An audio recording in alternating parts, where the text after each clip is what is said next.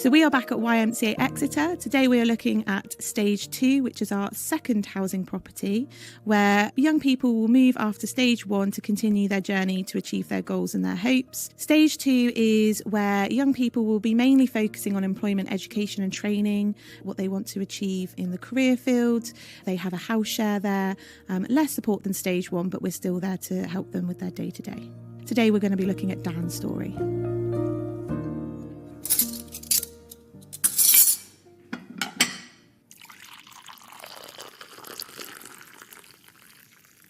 Right now, we are in the Lighthouse Cafe, or I like to think the heartbeat of the YMCA.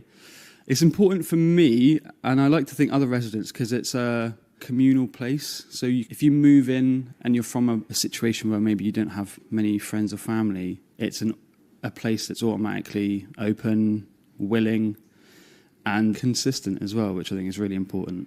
What brought you here? From the age of 15, I was in the foster care system. Finished foster care at about 18, 19. I went into supported accommodation. I was at my first place for about 4 years, finished there and moved with a friend. But they eventually had to move, and the place I was at wasn't available to be on my own. So I was in a situation where I couldn't move back to with family. I didn't have friends who could just house me. So I was in a situation where I was desperate for help. And thankfully, through the resources that are in and around Exeter, I was able to get in contact with the YMCA and thank my lucky stars that they were willing and had a room spare for me. What was it like when you first moved in? It can be overwhelming. It's a 31-place building at max capacity. When it's full, it can be quite daunting, especially if you're not used to that. But it's always got stuff going on. There's always staff here to communicate with. There's always the Lighthouse Cafe. And it's close to town, so you can just go for a walk if you need to. And I had a really nice view from my bedroom window, which always helps. Tell me about it.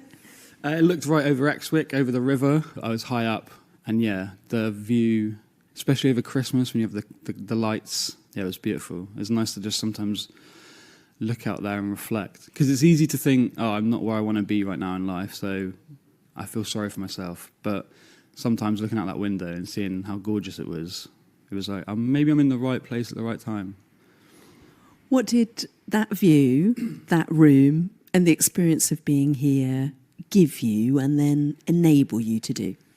Well, first of all, it gave me my own space, which is, from my family life, I didn't have much of. I shared a room throughout my whole childhood. So to have a room that was mine with my stuff in it is, I suppose it sounds selfish, but it's a really nice feeling that it's your safe space. That's a really, really, I think, priceless thing that is offered from the YM. So that was amazing. I think it also taught me to be humble a little bit. When I was 15, thinking of myself at this age, I thought I'd have it all sorted, but life works in different ways.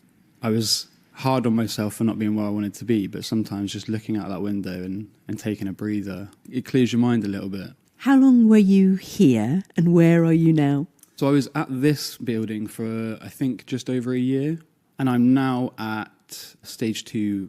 So admittedly, my view's not as nice. It's IKEA car park, but it's a nicer place in terms of it's a bigger room. It's more of a home feeling. You live with 3 other people, not another 28 other people. So that is a big difference. But it's a lot more intimate, but it's a lot more independent as well, which is the point. The positive move on is to build independency and consistency. I still struggle with anxiety now, but I was really struggling when I moved in here. But being able to actually look back and go, oh, wow, I can actually see the positive change. Yeah, I feel completely different. And it's incredible. Yeah, it's brilliant. Are you looking ahead as well? Getting employment or education is quite important for me to be able to move on. So, yeah, I look forward a little bit.